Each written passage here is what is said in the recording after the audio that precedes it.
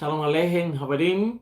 El tema que vamos a tratar hoy es un tema muy especial y muy importante para aquellos que no seguimos una religión, no seguimos el sionismo y que podemos tener el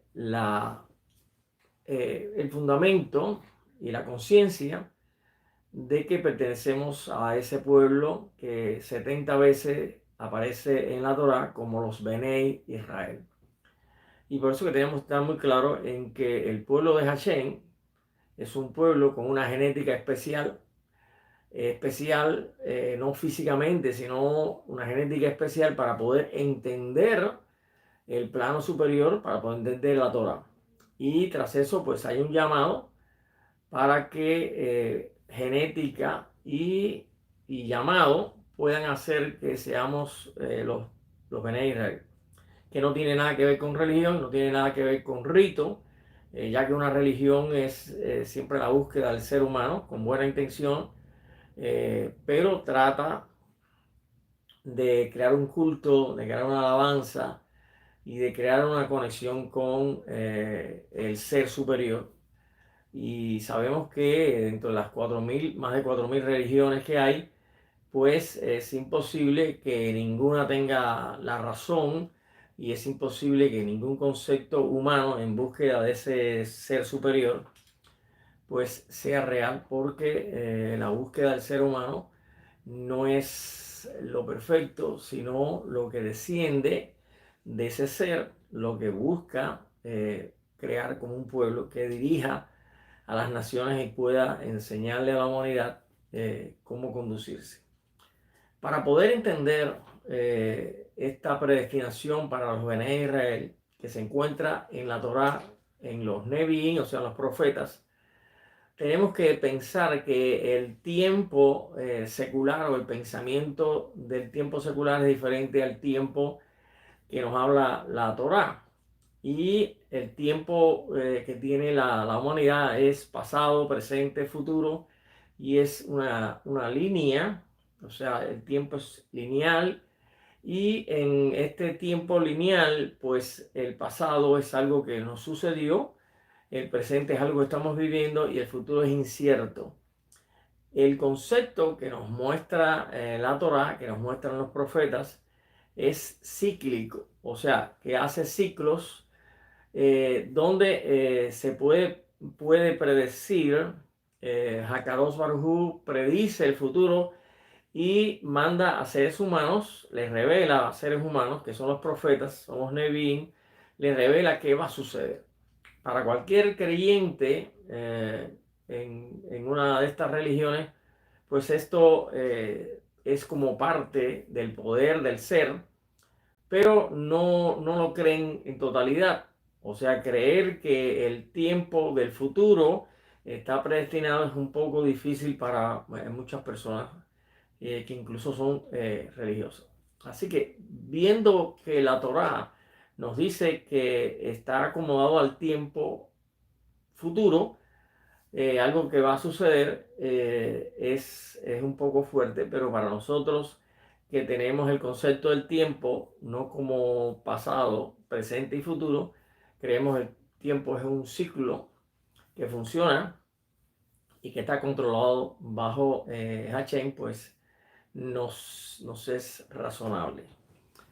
Los Bene Israel no es una religión, y como he dicho antes, pues tampoco es el sionismo y tampoco pues es ninguna de estas tres religiones que plantean una teología de reemplazo. Expliqué que la teología de reemplazo es decir que esta religión es la continuidad de Israel.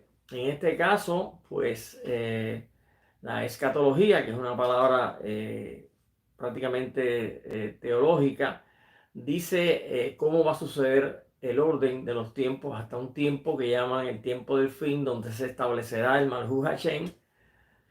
Y esto, pues cada religión lo tiene en forma diferente. Y, por ejemplo, vamos a comenzar con el cristianismo. ¿Y por qué con el cristianismo? porque es el que tiene una ecotología pues muy complicada. Y cuando decimos cristianismo, estamos hablando de más de 1000 sectas. O sea, el cristianismo surge en una autoridad del Imperio Romano que la autoriza en un concilio que tienen de Milán, y después posteriormente en el concilio de Nicea en el 323 pues se establece ya como la religión romana. O sea, Roma tenía creencias pero no tenía una religión. Y ellos pues hicieron un sincretismo con todas las creencias que tenían, que son creencias paganas, y la unieron al pensamiento y llamaron a esto pues cristianismo. Y aquí nace la iglesia apostólica, la iglesia romana, que utiliza el imperio romano como forma, y después pues al caer el imperio romano pues continúa en una forma imperial religiosa y se extiende por todo el mundo occidental. Ahora, el cristianismo, ya hablamos que tiene más de 1000 denominaciones o sectas, y nace cuando esta iglesia del Imperio Romano, por eso es romana, católica y romana, o sea, mundial y romana, se establece y funda su doctrina y crea una serie de parámetros y utiliza libros escritos, y crea un libro que se llama mal llamado el Nuevo Testamento. Y aquí crea su simbología, la cruz, que era una visión de Constantino y termina en una cruz, y crea todo una serie de fundamentos, pero estos fundamentos están alejados de la Torá, y pues se crea esta teología de reemplazo, que es decir, bueno, este concepto religioso que llaman cristianismo es el reemplazo del Israel. Y ellos pensaron que pasado el tiempo, pues Israel iba a desaparecer, iba a ser destruido como etnia, como grupo, como pueblo, y ellos como religión pues iban a ser el reemplazo de Israel. Así que vemos que surgen los movimientos protestantes frente a esta iglesia, y crearon así en distintas partes del mundo, pues crean así los primeras denominaciones. Y después pues viene la Reforma, Martín Lutero, que había protestado, y después crea el luteranismo. Y de esta manera pues Calvino y otros líderes del cristianismo pues empiezan a hacer reformas, y ahí surgen las denominaciones. Después surgen los diferentes grupos llamados después como sectas, y de tal manera que hoy en día hallamos que hay más de 1000 y pico de denominaciones, sectas, grupos diferentes. Ellos se consideran el Israel espiritual y rechazan a todo lo que sea judío, porque achacan la muerte de su Dios por mano y provocado por los judíos. Así que ellos crean un concepto que se llama escatología, y este concepto es cómo van a suceder los acontecimientos a partir de este Jesús, y a partir de la aparición de Jesús empiezan a suceder acontecimientos hasta que ellos llegan al fin, y el fin pues tiene un infierno o un paraíso. Pero antes de eso pues está Dios, que es el mismo Jesús, o un concepto de Trinidad. Y después de esto pues también encontramos que hay una conversión a cada grupo de esto.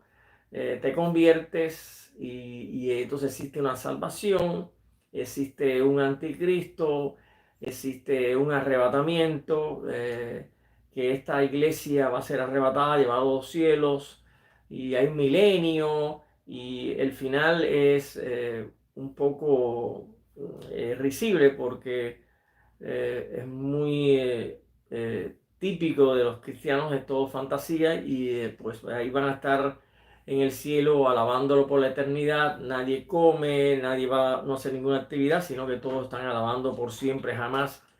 Mientras los que no creyeron y no se convirtieron, pues se van a estar en el infierno quemándose. La pregunta que llega en este momento es, bueno, ¿cuál de estas iglesias, de estas más de 1000 denominaciones que son independientes, hoy ya se creen independientes, cuál de ellas va a ser la que va a estar en ese cielo alabándolo por la eternidad? ¿Y cuál es la que va a ser arrebatada? ¿Cuál es la que va a estar en este concepto de 1000 años, del milenio? Y había que ver que también cada denominación no tiene una escatología igual a la otra denominación. Podemos poner ejemplos, no para ofender, sino marcados. Por ejemplo, la Iglesia Católica no tiene la misma escatología, o sea, no tiene la misma forma en que van a suceder acontecimientos que lo tiene los adventistas, o que lo pueden tener los testigos de Jehová, o lo pueden tener los pentecostales. O sea, cada denominación tú tienes su escatología muy marcada, donde ellos son los únicos. Así que cuando son tantos, pues uno es un poco risible, un poco increíble de seguir esto. Así que la iglesia la iglesia cristiana tiene una escatología para cada denominación. Así que, y ellos creen que son los únicos. Así que eso es un poco chocante con la Torah. Una de las cosas más importantes es que estas escatologías que plantean los diferentes sectores cristianos están apoyadas en el Apocalipsis. O sea que los Neviín, que son los profetas que hallamos en el Tanakh, esos profetas son rechazados y se utiliza como principal esquema para esta escatología, se utiliza el Apocalipsis. La pregunta es acá, ¿cuál Apocalipsis? Porque utilizan el Apocalipsis de Juan, pero está el Apocalipsis de Elías, el Apocalipsis de Pedro, el Apocalipsis de Pablo, y así hay varios Apocalipsis. Así que, ¿por cuál Apocalipsis seguían para poder tener este concepto tan diferente? Para muchos que no saben este tema a profundidad, bueno, pues todos estos escritos que hallamos en el mal llamado Nuevo Testamento son cientos y cientos de pedazos de escritos que aparecieron después de los años 400, y es lo que forma el Nuevo Testamento. Estos escritos fueron seleccionados por los textos receptus, o sea, unos textos que hallaron un pedazo por aquí, un pedazo por allá, y ellos hicieron una reunión de los textos que eran compatibles con su doctrina. Así que cuando vas a ver, por ejemplo, los evangelios, pues existen una cantidad de escritos, más de 60 escritos, que pudieron haber sido tomados como evangelios, pero solamente tomaron 4. Y así, pues, todo este Nuevo Testamento ha sido una selección de estos textos receptus, de donde está el Nuevo Testamento, y donde se encuentra también lo que llaman la Biblia Reina Valera. Así que la manifestación, el fundamento total de la religión cristiana, que tiene una teología de reemplazo, pues es dudosa para cada una de las personas, los lectores que lo quieran leer, es muy dudoso. Vamos a pasar a cuál es la escatología que tiene el Islam. Bueno, la religión del Islam cuenta con dos grandes tendencias después de Mohammed, y tienen los sunitas, los chiitas, y aparte hay 4 sectas muy poderosas dentro del Islam. Y tienen 5 fundamentos. Es que Allah es el único Elohim, y también que Mohammed es el único profeta y el más grande, aunque reconocen a Jesús como profeta, pero lo ponen pequeño o como un profeta más. Y el Islam pues tiene estos 5 fundamentos que son proclamar que Mohammed es el gran profeta, las 5 oraciones que tienen, y uno de los más marcados es pues también que un musulmán vaya, aunque sea una vez, a la Meca y se encuentre allí y haga este recorrido. Eh, Cuando hablamos de estas partes proféticas, pues el Islam no tiene una profecía marcada como una escatología, sino que ellos tienen un fin para todos los que se doblegan, entran al concepto del Islam, y el que no tiene ese concepto, pues entonces esa persona es un infiel, y para eso está la yihad, que es una guerra contra el impío, contra el que no cree, y tras eso pues viene el paraíso o el infierno. Realmente este paraíso es muy, muy carnal, porque se trata de mujeres, de comidas, y, y es muy, muy físico, o sea que no es este concepto cristiano de la alabanza todo el tiempo en el cielo, sino que el cielo de ellos es un poco diferente. También tienen un antimesías, que no es antimesías, porque ellos no tienen mesías, ellos tienen un concepto de profeta. Así que hay un antiprofeta que es titulado Al-Masih ad-Dajjal. Y este profeta pues va a traer, según ellos, va a traer una confusión para el Islam y va a traer un problema, pero después es separado, es destruido. Así que esta religión, que es llamada religión del sometimiento, no tiene una escatología muy marcada, muy definida.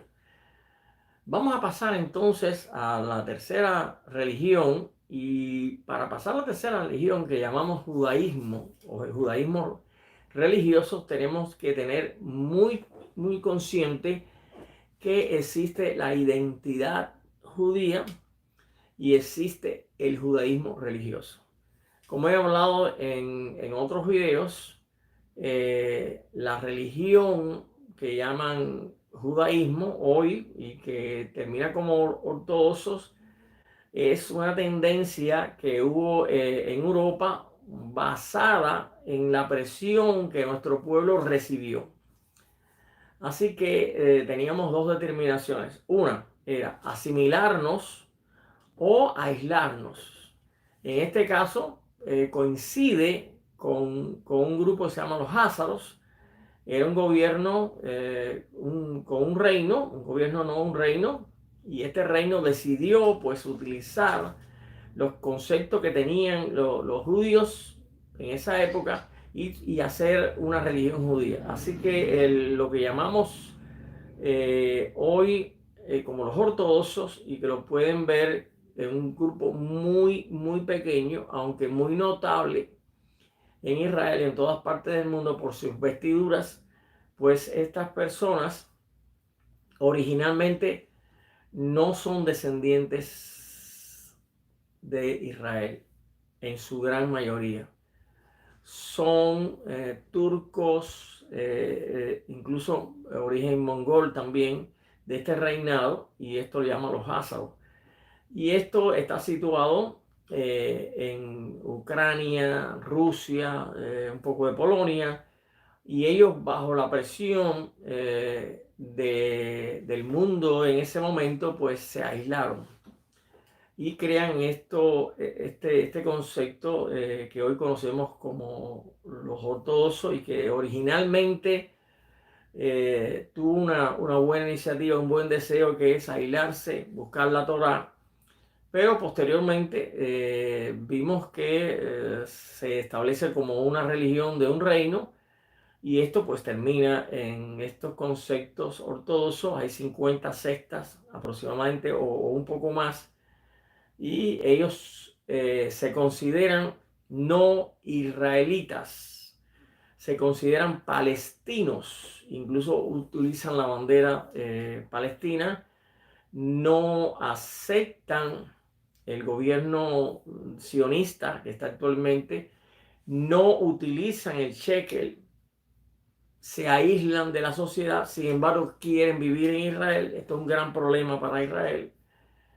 Y ellos no hablan hebreo, hablan el yiddish, que es un alemán con palabras que están mezcladas están mezcladas con el alemán, y son palabras hebreas utilizadas en todo el ceremonial del Shabbat o en todo tipo de ceremonial. Así que utilizaban esas palabras antiguas, tradicionales de nuestro pueblo, que son en hebreo, y las mezclan con el alemán, y esto es yiddish. O sea, ellos no quieren hablar hebreo, consideran que el hebreo, este es otro tema, pero consideran que el hebreo no es kosher, consideran que la moneda de Israel no es kosher, consideran que el gobierno sionista pues tampoco es Israel, y así que ellos dicen, la religión ortodoxa hasídica es Israel.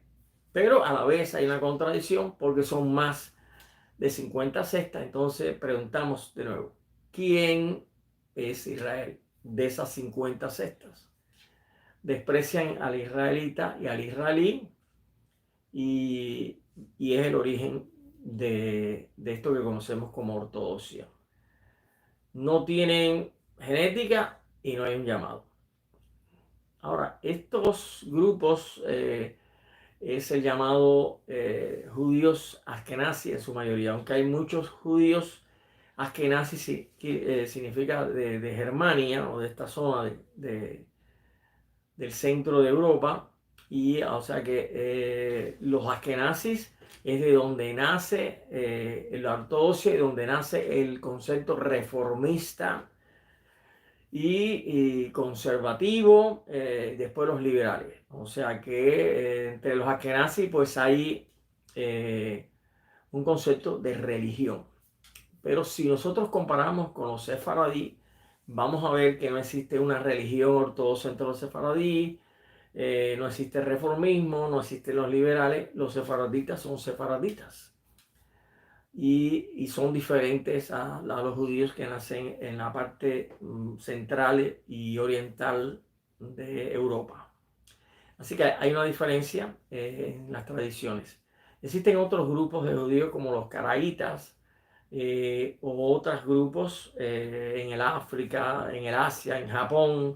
Hay judíos y los miras y parece un japonés, tiene todos los rasgos. Y sucede igual, sus ancestros eran judíos, pero ya ellos perdieron esa genética.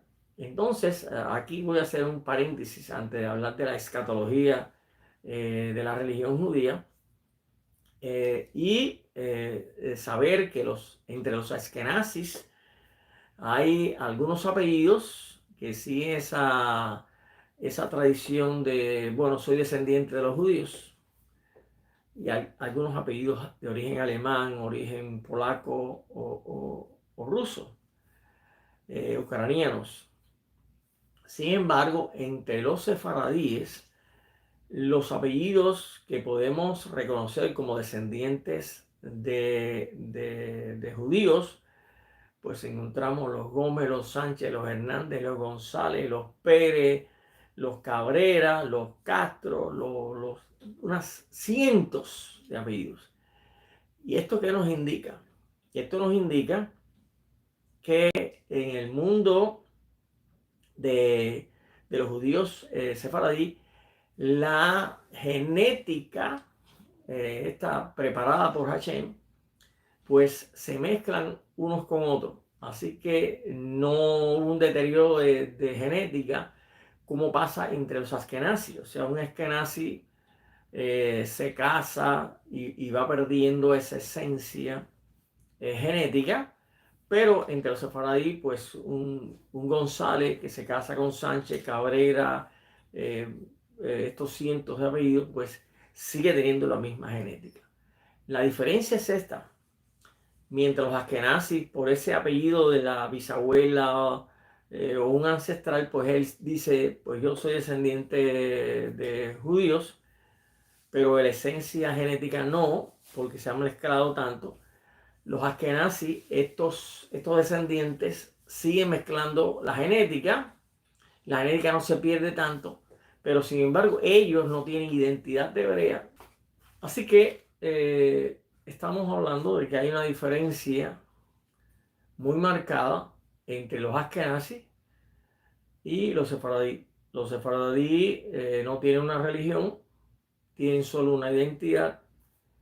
Los askenazis crearon entre los askenazis se creó pues estos grupos, unos grupos que se asimilaron y otros grupos que fueron los que se separan y al final se convierten en los ortodoxos. Primero los hasídicos, con una buena idea, y después los ortodoxos, que conocemos hoy. Y como quiero repetir, son más de 50 sectas y cada una se cree pues la religión verdadera de Israel como lo hace el Islam. La escatología del judaísmo en general es diferente por cada grupo. Ellos tienen unos conceptos traídos del Asia, como es la reencarnación. O sea, ellos no creen en la resurrección, sino creen en la reencarnación y la integrarse a Hashem al final de los días. O sea, te mueres y si no completaste el ciclo, pues te puedes poner en paloma, o alguien que es malo pero es judío puede terminar en un perro, cualquier tipo de animal. Este es un concepto que no está en la Torá, que no vas a hallar nunca en la Torá, que no vas a hallar en todo el Tanakh, y que es una influencia de religiones asiáticas como el budismo o el hinduismo, que creen reencarnaciones, quizás para algunas personas que no conocían esto. Al final podemos concluir, como empezamos al principio, diciendo que los Bené Israel no es una religión. Los Bené Israel no puede estar dentro del cristianismo porque muchos han pensado que Efraín, que es una profecía, pues es el cristianismo, y es el Efraín, es la otra parte de Israel. En vez de utilizar el concepto de la teología de reemplazo, pues dice, bueno, Efraín son los cristianos, no es nada más equivocado. El Islam, como vemos, también no tiene un proceso escatológico muy marcado, sino que tiene un fin, o paraíso o infierno. Y el judaísmo ya vimos que no tiene esta escatología, sino que tiene una ansiedad de volver a tener el templo en Jerusalén. Para el que estudia un poco solamente, sabe que el templo de Jerusalén era un mecanismo preparado para nuestro pueblo en un tiempo determinado, y que Hashem crea unos códigos que se rompieron en ese momento y que no pueden ser utilizados más. Ello es la descendencia de los Kohanim. O sea, si no hay un Kohanim, un Gadol, ni están los Cohen, pues no puede haber templo. No puedes lograr el edificio que tú quieras, pero tiene que haber los Kohanim. Y si no hay Kohanim, no hay. Y de otro, la vaca bermeja, que es una vaca que lleva un proceso de quemado, y esto es tremendamente fuerte, porque si no existe esta vaca y no está el Cohen Hagadol, pues es imposible. Así que tercer punto para que haya un templo es que este templo está en un lugar donde las tres religiones se discuten el espacio, que es el lugar donde está actualmente pues la mezquita, que no es una mezquita, realmente es donde el Islam tomó posición y plantea que de ahí Mohammed, y eso es algo también que no existió nunca, Mohammed pues, subió al cielo en un caballo blanco. Así que sería un conflicto de estas tres religiones para crear un templo. Una idea que de principio Torah, pues ya sabemos que no puede ser.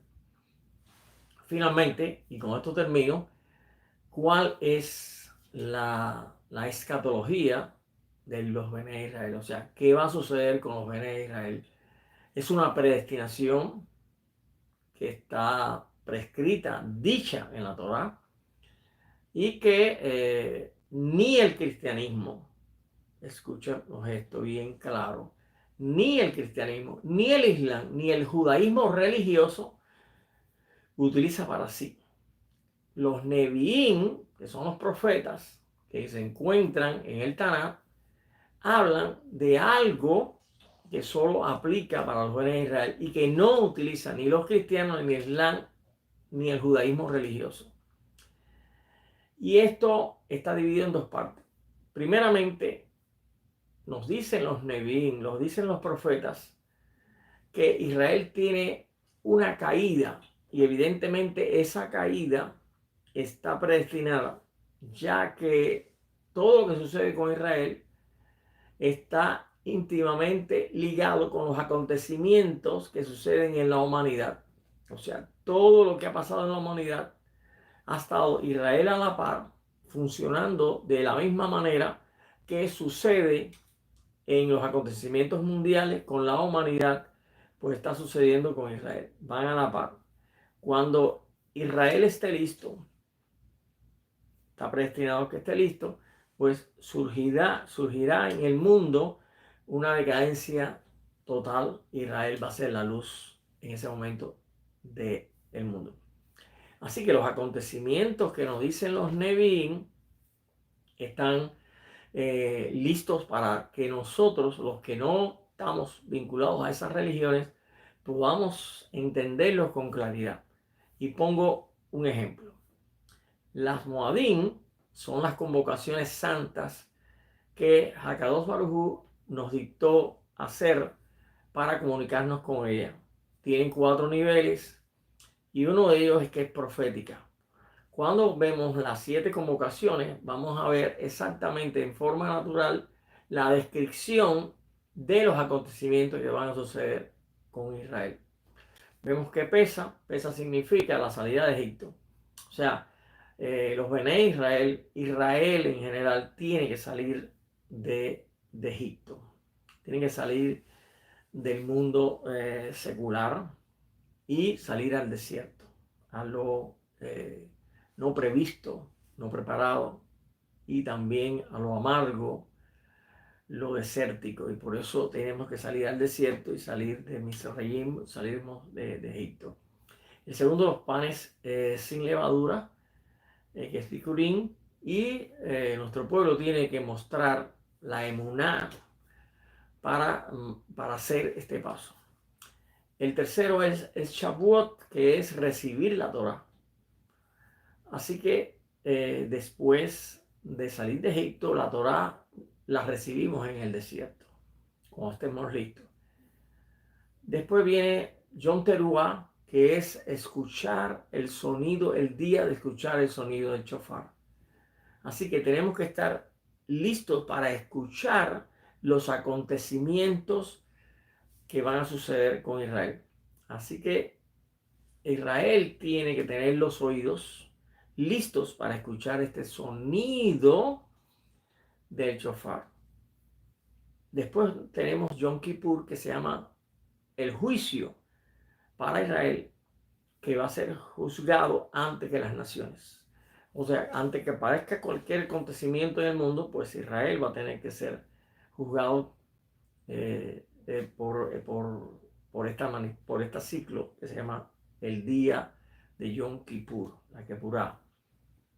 Y finalmente tenemos Sukkot, o sea, hacer nosotros un azúcar con 4 elementos y recoger la cosecha, lo que sembramos va a estar recogido, y esta azúcar está bajo, como la kipa, está bajo la cobertura de Hashem.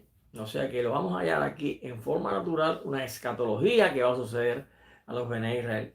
Salir de Egipto, tener las pruebas de salir de Egipto, después recibir la Torá, escuchar el shofar en este mismo mes 7, después ser juzgado ante que las naciones y después viene la azúcar. Esto es algo de una forma natural.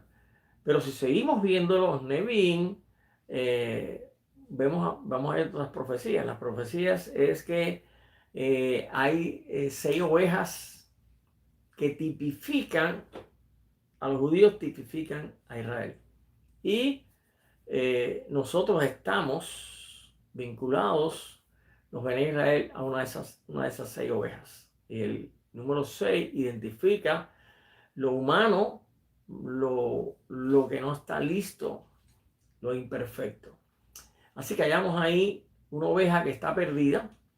Esto lo hallamos en todos los profecías, Ezequiel, Miqueas, Sofonías, en todos Nevi'im hallamos estas ovejas. Hallamos la oveja perdida, hallamos la oveja que afligí, hallamos la perniquebrada, hallamos la engordada, hallamos la débil o la coja, hallamos la descarriada. Cada una de estas ovejas nos muestra que nosotros, como descendientes de Israel, como judíos nos llama el mundo, pues nos identifica como judíos, pues hemos tenido una posición en cada lugar donde estamos. Los profetas o los Nevi'im nos dicen también que vamos a hacer 2 casas. Y estas 2 casas, una casa es de Efraín y otra casa es Efraín o Israel, y otra casa es llamada Yehudá. Así que la casa Yehudá, entendemos que está, y la casa de Israel está íntimamente ligada con el Midrash que hallamos con la vida de José y los hermanos que lo vendieron.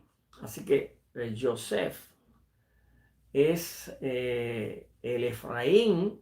Joseph es el hijo que tenía la primogenitura que perdió Rubén al acostarse con una de las esposas de Jacob, y que pierde el liderazgo, la primogenitura, y la toma Judá o Joseph o los judíos. O sea, los judíos, dice acá en estos Nevi'im, que es la casa de Yehudá, y Efraín o la casa de Israel es el Joseph. Así que vimos otro reflejo más de la muestra de la profecía. Y otra cosa que tenemos vincular es que cuando se habla de Efraín, dice es el hijo amado, o sea, el hijo como Joseph, que le dan las vestiduras de colores.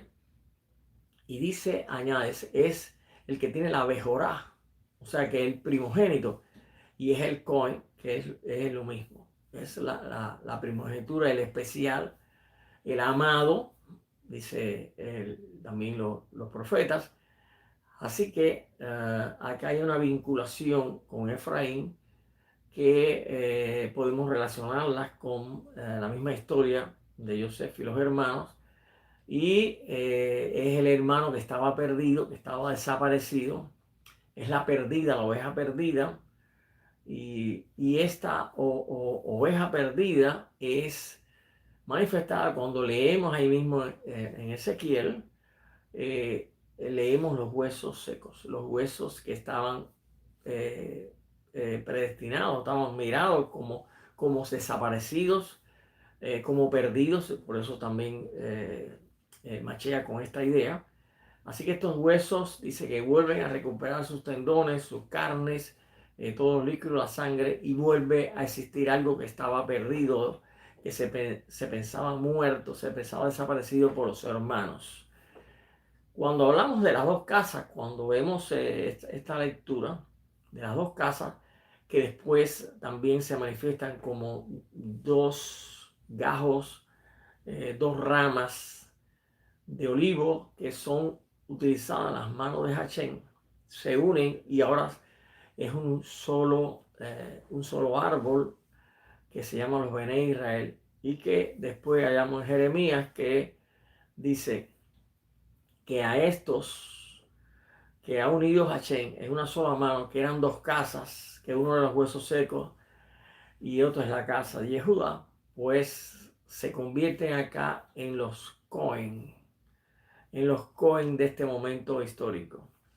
Y estos Cohen dice que Hashem le va a dar la Torá en la mente y los corazones. Así que acá hallamos esta profecía, esta escatología, si queremos llamarle de esta forma, de los Bené Israel, a diferencia de las religiones, de cualquier movimiento que quiera suplantar a Israel. Una pregunta que nos harían, que me han hecho muchas veces, es dónde está en este momento los Bené Israel. La respuesta la hallamos en estas profecías que nos dicen que son los huesos secos. Así que estamos listos para recibir los tendones, la carne, la sangre, para resurgir. Evidentemente, en este mundo, en esta época y en este mundo del pueblo, me he encontrado con muchos Bené Israel. Creo que estoy hablando con los Bené Israel. Creo que estoy hablando con estos huesos que fueron muertos, fueron secos y que van a retomar. Y por eso, pues hablamos de esta Kabbalah, de esta profecía.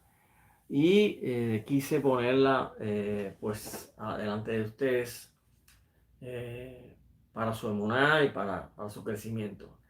Finalmente, hay un libro muy interesante que es el libro de Daniel, donde se manifiestan todos estos imperios que van a suceder en este mundo y donde al final sus pies, que son de barro y hierro, pues son destruidas, la estatua cae porque hay una piedra que viene del plano superior y cae en esos pies, y es el Malhut Hashem, que va a ser establecido en esta tierra, donde existen seres humanos que no necesariamente son judíos, que no tienen religión, no puede tener religión, una vez que una de las profecías que quiero también exponer es que cualquier religión de esta o del mundo fuera deseosos de que se manifestara su creencia en ese ser, entre comillas, ese Dios,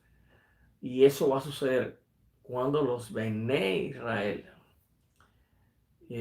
cuando Efraín, cuando esos huesos secos, cuando esa casa de Israel manifieste lo extraordinario de el ser de Hakadosh Baruj Hu y muestre también el plano superior.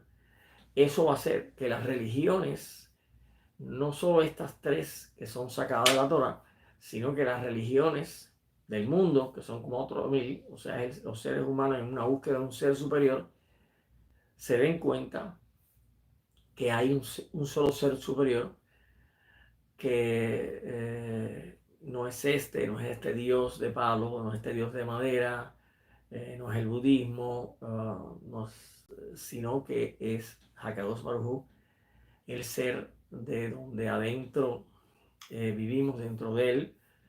Así que os espero para un nuevo encuentro donde vamos a hablar de quién es el Mesías y qué relación existe del Mesías con los Bené Israel. Así que hasta aquí llegamos. Espero que esta Kabbalah sacada de los Nevi'im nos muestre la diferencia entre religión, reemplazo de Israel por el por los Benei Israel. Baruch Hashem por haber podido compartir con ustedes, y les deseo también que en esta cita especial de este mes 7 tengamos pues más brajot, tengamos más visión de la Torah, de los Nevi'im, y que podamos recibir estas brajot en esta etapa. Y les deseo una buena convocación con sus familias.